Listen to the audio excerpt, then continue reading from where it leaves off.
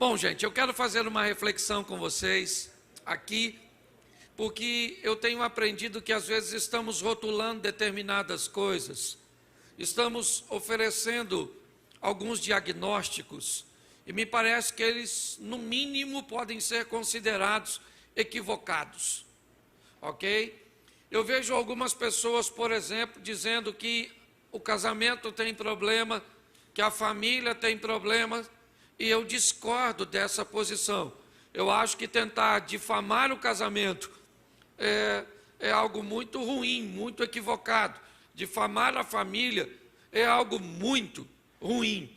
O que eu tenho aprendido é que o casamento não tem problema. Quem tem problema é o casal. Que a família não tem problema. Quem tem problema são os componentes. O casamento vai bem, obrigado. Mas algumas mulheres são ruins de engolir. O casamento vai bem, obrigado. Mas tem homem que só a graça do eterno. Então você quer defamar, defama o homem, mas deixa o casamento limpo. O casamento é bom, certo? O de muita gente é maravilhoso. É porque normalmente o sucesso é mais tímido que o fracasso. Então ninguém sai por aí falando, olha, eu tenho a melhor mulher do mundo. Gasta pouco, come pouco, fala pouco, faz muito sexo. Se você falar isso, o nego te rouba a mulher, é na verdade. Você fala o quê, rapaz? O ladrão roubou meu cartão de crédito, nem cancelei. Está gastando menos que minha esposa. E você então dá uma olhada e observa que o fracasso ele faz mais barulho que o sucesso. Mas eu posso te garantir que o casamento é uma bênção para aqueles que sabem viver. O casamento, apesar de falar de casal, ele é a união de indivíduos. E se as pessoas têm problemas na sua individualidade, inevitavelmente ela terá dificuldade de estabelecer relacionamentos interpessoais. Então nós estamos aqui para te ajudar, obviamente, e quando eu falo para os outros, eu também me ajudo. Sabe aquela história do Jó? Jó, Deus mudou a sorte de Jó quando ele orava pelos seus amigos. Então Deus me dá força para me levar o meu casamento, quando eu estou ajudando você a levar o seu. A misericórdia de Deus, porque eu não tenho vida fácil.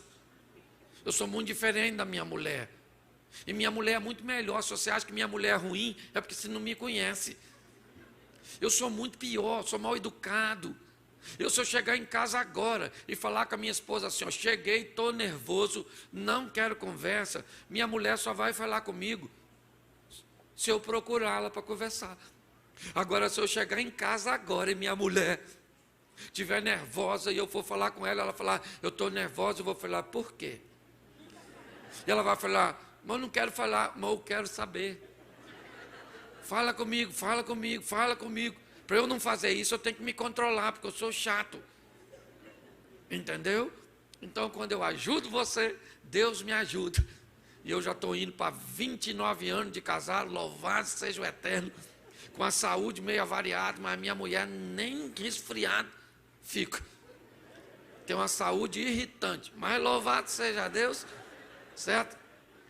E nós vamos conversar um pouco. Se você tem uma Bíblia, abra aí Gênesis 37. Vamos dar uma olhadinha, que eu quero fazer uma alusão a esse texto, algumas coisas e comportamentos na nossa família, na nossa casa. E vamos começar no versículo 2, Gênesis 37, verso 2. É a história de José, e eu vou pegar essa história e vou fazer de algumas etapas uma adaptação, uma alusão, uma comparação, certo? Uma aplicação no nosso contexto familiar. Diz assim o verso 2: Este é o relato de Jacó e sua família. Quando José tinha 17 anos, cuidava dos rebanhos de seu pai. Trabalhava com os seus meios-irmãos, filhos de Bila e Zilpa, mulheres de seu pai, e contava a seu pai algumas coisas erradas que seus irmãos faziam. Olha para mim, porque eu quero começar por aqui. José é o filho mais novo de Jacó. Ele é o que tem menos experiência. Ele é o mais novo no cenário, no pedaço.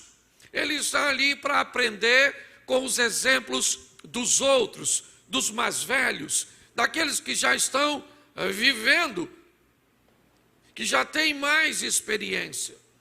E é muito importante nós observarmos que o comportamento daqueles que servem de referência para José não é dos melhores. Seus irmãos, eles não se comportam, eles não agem de forma correta. Seus valores, seus preceitos não são os melhores. Mas vamos observar como José se comporta em meio aos exemplos negativos. Qual é a sua postura mediante a isso? Eu queria que você olhasse e buscasse entender que José é alguém que consegue sobreviver aos comportamentos e aos valores retorcidos, aos valores que estão fora dos moldes. Mas ele está chegando agora, pastor. Ele pode se tornar um produto do meio? Não. Hoje eu recebi a temática do nosso ministério infantil da igreja. Acordei de manhã e vi a postagem da líder do ministério infantil lá do Projeto Recomeçar, e ela escreveu assim: está aqui o tema do ministério infantil de setembro. A vida é da cor que você pinta. E eu achei tão interessante a liderança da escola das crianças mostrar que, ou responsabilizá-la por suas ações, dizendo a elas que a vida vai ser da cor que ela resolver pintar, jogando responsabilidades na mão das crianças para que elas aprendam a decidir, a tomar decisões, a fazer escolhas. O que nós estamos vendo é esse camarada, sim, num ambiente ruim, onde os exemplos são negativos. Quando nós olhamos para a nossa casa, para a nossa família, inevitavelmente, nós estamos rodeados de um ambiente extremamente deformador, onde um ambiente onde os valores, os princípios estão totalmente quebrados, distorcidos, sabe? Atrofiados. Mas nós olhamos para José. Quem é esse cara? Ele é um cara que consegue sobreviver. Porque eu preciso sobreviver às crises, mesmo numa sociedade totalmente envolvida no divórcio. Eu preciso ser um bom marido, um bom pai, um bom filho, mesmo num ambiente onde nós olhamos e vemos os exemplos extremamente negativos. Nós saímos de uma sociedade sólida, compacta, e muitas vezes de uma solidez até que as transformavam em inflexíveis para uma realidade líquida, que busca não resolver, mas sim se adaptar, onde tudo é relativo, onde os exemplos são negativos em quase todos os ambientes que vamos. Vamos aos shopping centers, o que é que nossa família enxerga nos shoppings? Não vamos sair, vamos assistir uma série, o que é que meus filhos olham numa série? Se você tem filho pequeno, provavelmente, em alguns momentos, você pede ele para fechar os olhinhos. Estamos envolvidos num ambiente extremamente deformador e negativo, o ambiente que José estava. Mas eu quero que você entenda como esse cara sai desse ambiente. Como?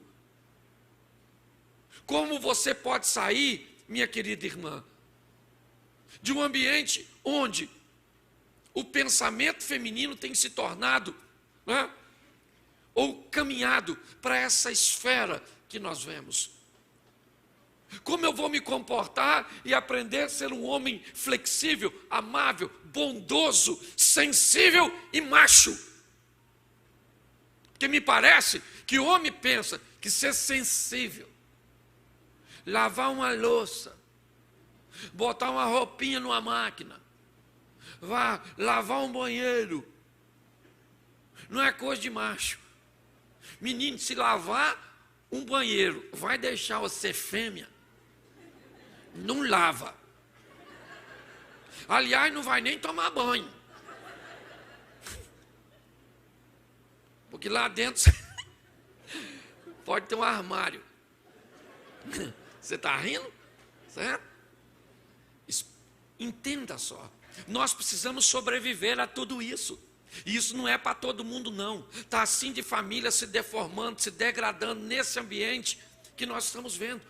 Eu quero usar esse exemplo de José porque ele olhava para cá, o exemplo é ruim, ele olhava para lá, o exemplo é ruim, mas saiba de uma coisa, nós não precisamos ficar olhando para o lado. Nós temos valores e princípios, e os céus, ou dos céus, vem a nossa referência. Então a nossa família não é qualquer uma. Os outros estão divorciando, mas eu não vou divorciar. Ah, você não sabe o dia da manhã, e nem você, ele ainda não chegou. Enquanto eu puder, eu vou com aquela mulher minha. É a melhor mulher do mundo? Não é. E por que ela é casada comigo e eu sou casado com a mulher que não é a melhor do mundo? Porque eu também não sou. Mas eu vou com ela, desafiador. E o outro divorciou. E o outro adulterou. Você conhece o pastor que pegou a irmã? Conhece? Pois é. Eu sou pastor e não peguei irmã nenhuma, a não ser a irmã Mary, louvado seja o Eterno. Também não vou fazer propaganda contra a minha irmã Mary, eu pego. Não com a frequência que gostaria. Deus, ok? Mas o que eu quero que você entenda é que os exemplos estão aí ao seu redor. Está na faculdade, está lá, no local onde você frequenta, né? Seja no campo de futebol, onde você vai jogar sua bola, a senhora vai lá para fazer o seu cabelo, lá no salão, e as donas estão lá falando tudo. Eu não frequento, mas eu pesquiso. E eu sei as conversas que saem. Coisa que nós homens não conversa. O mundo mudou. Mas eu aprendi uma coisa, sobre todas essas coisas nós somos em Cristo mais do que vencedores. Então, os exemplos são negativos, sim ou não? Mas a referência é positiva. Nós temos a Bíblia por referência. Eu gosto de José porque ele segue esse padrão. Ele está num ambiente onde os exemplos são negativos, mas ele permanece firme. Posso ouvir um amém? Segunda coisa que eu quero mostrar para vocês aqui. O texto diz assim, no verso 5. Certa noite José teve um sonho e contou aos seus irmãos e o odiaram ainda mais. Deixa eu falar uma coisa para você. Sabe qual é um erro gravíssimo aqui do José? Contar as coisas para pessoas erradas. É muito importante você ter o cuidado de selecionar as pessoas que você vai abrir o seu coração, contar seus sonhos, contar seus problemas. Muitas pessoas se decepcionam até mesmo no ambiente gospel, na igreja, quando conta alguma coisa para alguém e acaba vendo suas informações particulares vazarem e ficam revoltadas. Eu quero ir embora dessa igreja porque só tem fofoqueiro. Lembra que essa informação saiu da boca do líder dos fofoqueiros. Pastor, mas como é que eu faço? Seleciona! Não sai confiando em todo mundo, não. Entendeu? Nós temos que aprender isso. Como é que seleciona? Vou te ensinar. Escolhe aquelas pessoas que parecem confiáveis. A Bíblia diz fugir da aparência do mal. Então você dá uma olhada naquela E a pessoa, parece séria, parece. Você ainda não sabe. Então o que é que você vai? Vai para ela e conta um segredo que não é segredo, mas tu diz que é. Ou eu vou te contar um negócio aqui, mas pelo amor de Deus, não conta para ninguém. Esse é o texto básico. Entendeu? Porque isso não pode vazar. E sai de perto. Procura outra que é confiável, que você acha, e conta outro segredo. Distribui uns 5 segredos que não são segredo. E vê se vaza. Vazou, você diz. Não serve, não serve, não serve, não serve. Ah, fulano falou, eu já estou sabendo. Às vezes eu faço assim lá na igreja. E já me dei mal. Quando eu vi uma pessoa muito assim, ó. Eu achava confiável. Menino. Não guardava nem dinheiro e ia guardar segredo. É ou não é verdade? Mas já vi muita gente com temperamento totalmente espalhafatoso, brincalhão. Levar a coisa para o túmulo. Então cuidado para quem você conta. Cuidado. Tem gente que chega na fila do banco. Só vê um. Nossa, estou numa luta tão grande, moço. Eu queria que você entendesse uma coisa muito importante nesse ambiente. É muito importante, muito significativo que você entenda uma coisa. O processo seletivo é uma das coisas mais importantes que nós podemos fazer para ter uma vida tranquila. Eu tenho cansado, eu tenho falado isso o tempo inteiro. A Bíblia diz que eu tenho que amar a todos sem distinção. Isso é um mandamento. Mas as pessoas, para fazerem parte da minha intimidade, as pessoas para entrarem no meu círculo de amizade, para frequentar a minha casa, e mesmo aquelas que frequentam a minha casa, para ouvir dos meus lábios a minha intimidade, não é qualquer um. Muitas famílias perecem por essa situação. Abrir o seu coração para qualquer um. Falar de seus sonhos para pessoas invejosas. Expor as suas expectativas. Quando nós olhamos para mim, esse é um exemplo de José. Enquanto eu peguei o outro para usar de forma positiva, eu quero pegar esse para usar de forma negativa. Cuidado para você não contar as coisas para pessoas erradas. Aprenda a fazer esse processo de seleção, porque isso pode te ajudar e muito a diminuir os seus aborrecimentos. Você quer ver? Quem aqui já se aborreceu por ter contado algo para uma pessoa errada? Levante a mão, por favor. Quase todo mundo. Quem aqui levou sempre porque presta atenção. Ah, pastor, eu não conto nada para ninguém. Vai ficar doente. Contar as coisas, abrir o coração, falar daquelas coisas que te ferem, te machucam, te prejudicam, é sadio ou não? É. Quem não conta nada para ninguém, pode observar, acaba enfrentando uma úlcera, uma gastrite, um câncer, uma depressão, ou no mínimo, uma visão pessimista. Então, eu não estou aqui para levar você para os extremos, eu estou aqui para equilibrar você. Você precisa achar uma pessoa, certo? Que você possa, e que você viu nela um nível de confiança, para abrir o seu coração. Mas você não pode sair falando de sua intimidade para todo mundo. Porque isso, inevitavelmente, vai te trazer prejuízo. Foi isso que aconteceu com José. Falou, né, de seus sonhos com quem não devia. Deixa eu falar uma coisa para você. Sonho, sabe para quem você conta? Para sonhador. Eu aprendi isso. Eu vou identificando essas pessoas que não tem nada, mas acham que vai ter tudo. Essa pessoa que olha para o amanhã e diz, rapaz, eu vou conquistar, eu vou fazer, eu vou trabalhar, eu vou estudar, eu vou passar, eu vou casar, eu vou morar em tal lugar. Eu gosto de sonhador. Eu só costumo descobrir se o cara sonha ou tem delírio. Por quê? Porque o sonhador, ele tem compromisso com o que ele quer. O que delira, ele só quer. Entendeu? Eu quero ser médico. Menino, quer ser médico? Nossa, qual a especialidade? Eu gostaria de trabalhar com criança. Oh, meu Deus, quer ser pediatra? Que fantástico. Isso, mas só tem um problema, pastor. Eu não gosto de estudar.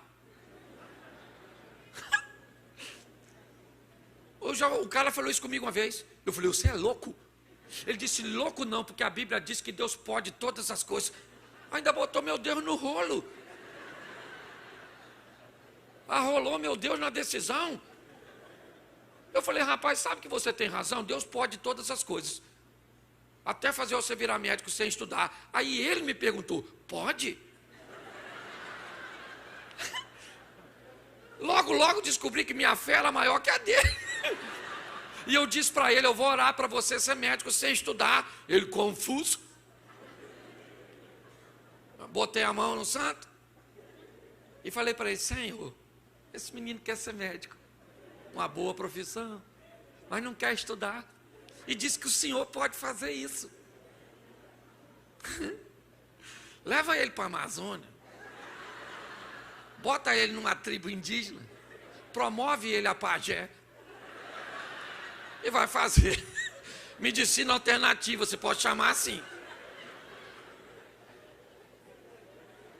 Querido, você tem que descobrir primeiro que quem sonha e quem delira. Entendeu? Você vai namorar um rapaz. Aí você quer saber sobre o futuro dele. Aí ele te diz que quer trabalhar na NASA. Cuidado para você não casar com ET, querido. Entendeu? Querido, você quer alcançar? O que você faz para chegar onde você quer? Qual é o caminho? Qual é o seu trilho? Cujo qual você está preso para não se desviar nem para a direita e nem para a esquerda para chegar onde quer. Depois que você descobrir que a pessoa é sonhador, aí você conta o seu sonho. E o comportamento de sonhador, quando você conta o seu sonho, é assim, ó. O que é isso? É postura de quem está esperando você acabar para contar o dele. Isso é maravilhoso.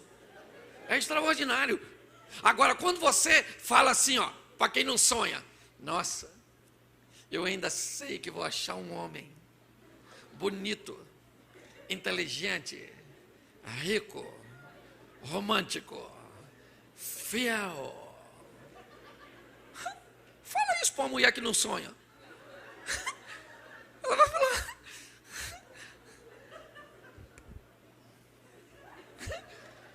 Bota um aparelhinho aí para ver se essa temperatura não está. Menina, esse homem não existe. Ele nasceu morto. Certo? Agora, quando você conta para sonhador, o sonhador fica doido. Quando você acaba de falar um discurso desse, a outra menina fala, menina, como é que é esse homem aqui? Que eu também quero a mesma coisa. Só quero saber se você quer louro ou moreno. Entendeu? Agora, o que acontece? As pessoas estão falando e conversando com gente errada. E quando você tem gente errada, o que esses camaradas fazem com José? É o próximo passo da minha mensagem. Eles fazem o quê? Você lembra o que os irmãos fazem com José? Eles fazem o quê? Eles fazem o quê? Vendem. É isso? Vendem para uma caravana de ismaelitas que está indo para o Egito. É isso? Você sabe por que José foi vendido? Sabe por quê? Porque a mente dele não cabia no meio dos irmãos dele. Você quer mudar de vida com a mente que você tem, mas continua vivendo no meio de cabeça de bagre.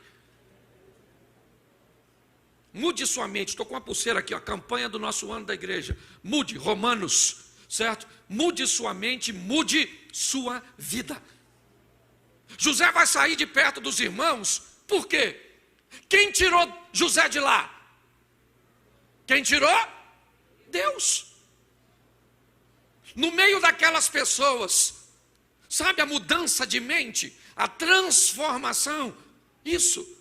Transformai-vos pela renovação da vossa mente, para que você descubra qual é a boa, perfeita e agradável vontade de Deus. José sai do meio dos seus irmãos, eles sonham, sim ou não? Sim ou não? Não. Eles são invejosos, sim ou não? Eles têm comportamento ruim, sim ou não? Então como é que vai crescer nesse ambiente? Nossas referências têm que mudar. Hoje muitas pessoas, pastor, os casamentos são muito difíceis.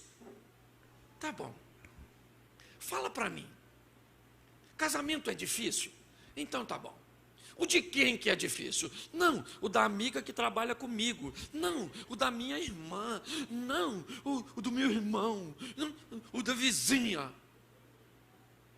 Tu só tem exemplo ruim de casamento? O seu mundo é rodeado de exemplos negativos? Então está na hora de você mudar de mundo. Porque eu posso te citar pelo menos aqui uns 50 casais de alta performance que vivem casamento de forma extraordinária, matando no peito, entregando bola redondinha, enfrentando a adversidade como qualquer um, mas com maturidade, com respeito, com cumplicidade, com companheirismo e muito mais do que isso, com Deus no meio do casamento. Mas sabe qual é o problema? Às vezes você só está perto das pessoas problemáticas. Cadê fulana? Está traindo o marido. E a outra ali, menino, o marido dela deu uma surra nela ontem. E a outra ali, tem gente que vem falar, eu já falei isso aqui diversas vezes, tem gente que conta a sua vida para mim, no gabinete, parece assim, um filme de terror. Eu nem durmo naquela noite. Eu vou para casa apavorado. Minha mulher fala, o que foi? Eu falei, saí de um gabinete agora, menina. The Walking Dead. Um negócio. Já tem vezes que eu entro num gabinete e não é um filme de terror, sabe?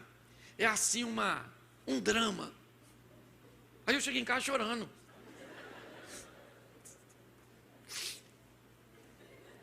A mulher fala, o que foi, amor? Eu falei, menino, tem um Rivotril aí? Se calmar. Aquela mulher sofre demais. E seu sofrimento, perguntei a ela quantos anos, ela falou, sempre. Então ela não tem vida, ela tem uma saga. Entendeu? Mas às vezes eu chego lá, saio do gabinete com um cara da ficção científica. Aí eu saio, gravidade zero. Falei, esse maluco fumou o quê, irmão? Chega em casa zen, assim, achando que posso ser tudo sem fazer nada. Sim. Mas tem uns gabinetes maneiros, da gente da aventura. Eu gosto dos aventureiros, românticos. Porque a nossa história tem que ter uma bela para conquistar, uma guerra para lutar e uma aventura para viver. Aí eles entram, pastor, quase separei semana passada, e quase fui assaltado mês passado, e não fui assaltado, não separei, meu filho está aí, retornando, e aí eu vou assim, isso aí, maluco, vamos embora. É o Indiana Jones da vida. Você está rindo, mas é sério. Você tem que mudar suas companhias, está ruim demais. Arruma alguém com casamento muito bom, aí sabe o que você fala? Nem conheço, pastor. Então morre, sucumbe. Só conhece gente endividada, mulher que está apanhando, gente que está divorciando, filho maluco. E cuidado que você pode estar rindo de tudo. O que é mais legal de tudo isso?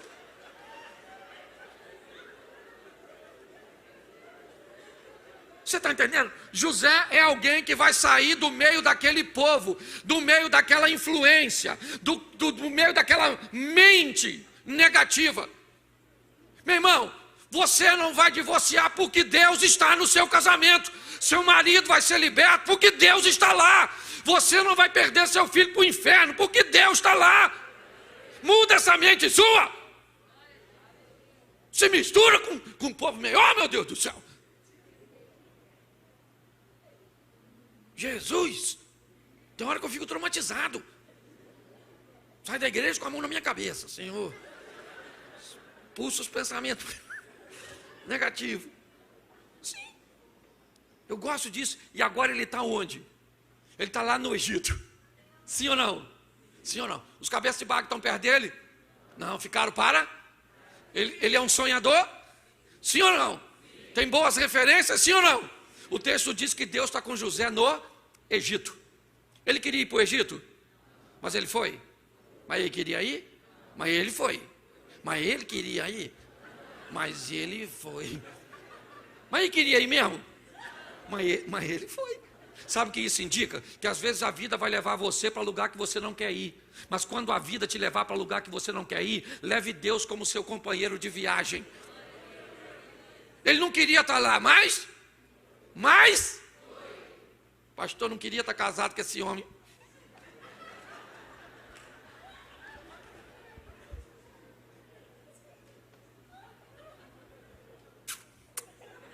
Quem foi que fez isso, maluca?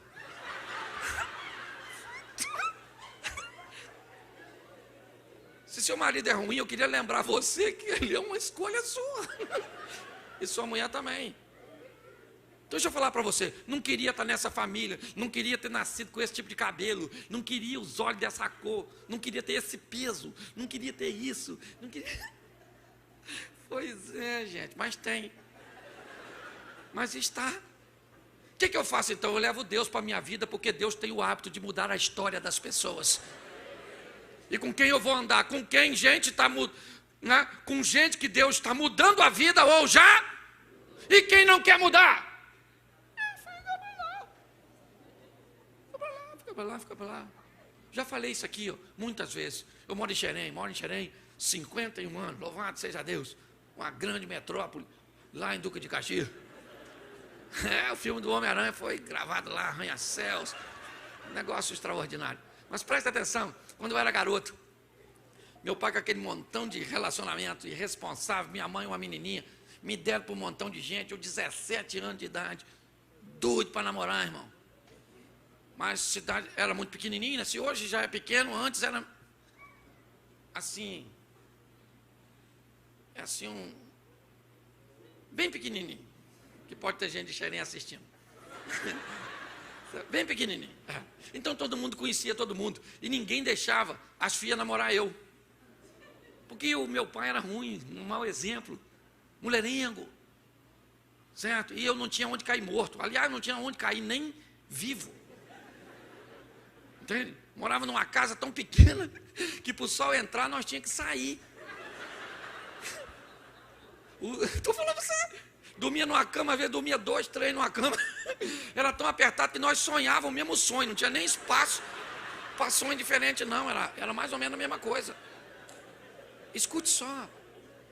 E sabe o que as pessoas falavam? Esse menino não vai chegar em lugar? Isso não vai dar para nada. Nada. Não vai prestar. Porque fui treinado num ambiente ruim. Pois é, eu doido para namorar, as mães não deixavam as meninas namorar comigo, eu beijava espelho, já falei isso aqui. Aliás, quem aqui já beijou espelho? Levanta a mão. Aí um ali, o outro lá, esse aí, beijava mesmo, beijava, de olho aberto para sentir a emoção. Isso. Ela é algo extraordinário. Deixa eu falar uma coisa para você. Olhe para mim aqui. Você pode rir, mas não perca. Tem gente que acha, nossa, isso não é uma pregação. Só se você pegar só isso. Eu queria que você pregasse o preceito, o conceito. É isso. O tempo passou. Eu continuo morando em Xerém. Sabe quem entrou na minha vida em 1992? Deus. Me chamando por uma trajetória totalmente oposta a tudo aquilo que as pessoas falavam a meu respeito. Sabe o que eu falei? Sim. Sabe o que aconteceu? Ele mudou minha vida. Sabe qual é o maior barato? É que hoje eu ainda moro em Xerém. E de vez em quando, com quem eu encontro? Com as mulheres. Às vezes acompanhada da mãe que não deixou ela me namorar. E aí passo eu, com minha loura. Querido. Passo perto, abro o vidro do veículo. Olho para aquela irmã e digo, louvado seja Deus, querida, a paz do Senhor. Fala a paz do Senhor com ela, minha lindona aí. Fala. Deixa eu falar uma coisa para você, coloque Deus no controle da sua vida, que as pessoas vão ter que engolir o que disseram a seu respeito, a respeito da sua casa e da sua família. Nós temos que aprender. Quando nós olhamos para José, o que nós vemos? Nós vemos alguém, olha só, sobrevivendo num ambiente hostil. O que era a casa de Potifar? Era um ambiente hostil, sim ou não? Sim. Para ele, sim. Um ambiente de prosperidade, é verdade, tudo que ele fazia enriquecia o patrão. Eu acho isso extraordinário, a maturidade desse cara. Ele vai ser rico, sim ou não? Sim ou não? Ele vai ser próspero? Ele vai ter esposa? Ele vai ter filhos? Precisou pegar a esposa dos outros? Precisou pegar o dinheiro dos outros? Precisou agir de forma incorreta? Porque se Deus estiver contigo, querido, ninguém tem poder para fazer a promessa dele não se cumprir na sua vida. Tudo que Potifar tinha, José teve muito mais, sem precisar meter a mão em nada do que não era seu. Parece que está demorando, para José também. Nós precisamos entender isso. Nem sempre as coisas acontecerão no nosso modelo, e agora vai ficar pior. Por quê? Porque ele sai da casa de Potifar e vai para a prisão. Agora José vai ter que lidar com a injustiça. Ele fez alguma coisa para estar na prisão? Sim ou não? Mas ele foi para a prisão? Foi ou não? Foi. Preste atenção.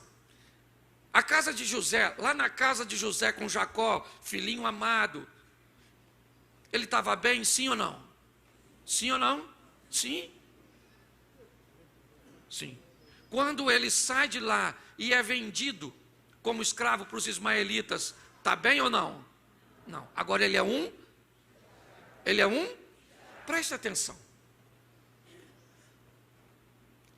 Escravo é o que as pessoas achavam que ele era. Ele nunca foi escravo. José não tinha comportamento de escravo. José não se limitava a fazer apenas o que o escravo fazia. Deixa eu falar uma coisa para você. Ele era um escravo? Sim. No que diz respeito à nomenclatura. Mas quem diz se você é escravo ou não, não é você, ou não são os outros, é você. É você que decide.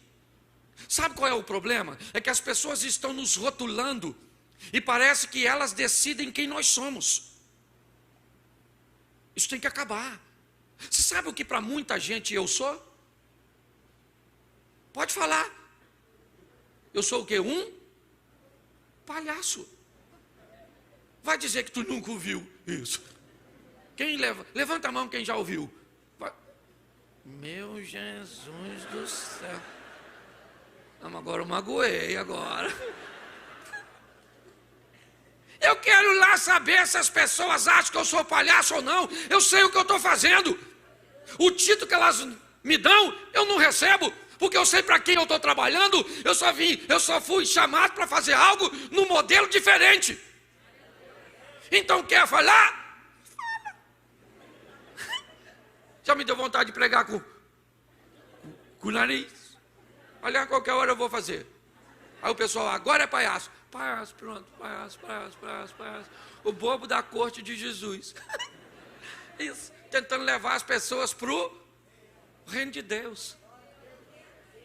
Sabe o que é mais maravilhoso num culto desse? É que tu tá alegre pra caramba, já riu pra caramba e seus problemas nem resolveu ainda.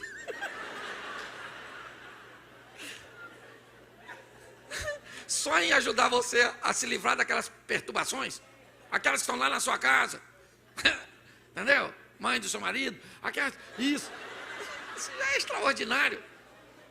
Olhe para mim. José era escravo? Para ele, nunca foi. Ele era livre. para fazer o que ele achava que devia. Mas agora ele vai para presta atenção, na casa de Jacó era bom, na mão dos ismaelitas ruim, na casa de Potifar melhorou, na prisão piorou. O que é isso? Isso é vida, casamento, família. Tem época que está tudo bem, louvado seja Deus. Tem época, menino, o diabo nem vai lá na casa da gente. Se ele for, está arriscado nós entrar nele, de tão ruim que fica. Mas ninguém vive a vida inteira no tudo bom, e ninguém vive a vida inteira no tudo ruim, senão tem alguma coisa de errado. Bom o tempo inteiro. Conhece alguém?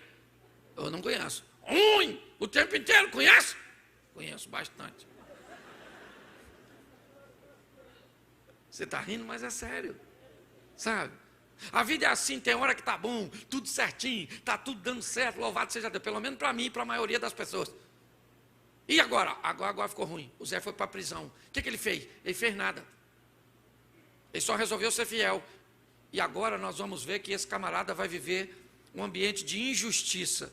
Sim ou não? Sim ou não? Sim. Olha só. Nem sempre a vida vai ser justa. Nem sempre ela vai ser. Mas presta atenção no que diz o profeta. Eu bem sei o pensamento que tenho a respeito de vós, são pensamento de paz e não de mal, para dar a vocês um fim que vocês desejam ter. Nossa vida está nas mãos de Deus, sim ou não? Então tudo está parecendo injustiça, é um complô, estão falando que você não fez, te colocaram nessa situação, fica quietinho, porque aquele que há de vir virá e não tardará. O Senhor vai se levantar a nosso favor. É isso que nós estamos vendo aqui. Agora ele está lá na prisão, sim ou não? Sim. Por quê? Porque preste atenção, onde é que está o cara que vai tirar José da prisão? Onde ele está? Mas no presente momento, na prisão. O cara que vai tirar José da prisão, ele é prisioneiro junto com ele.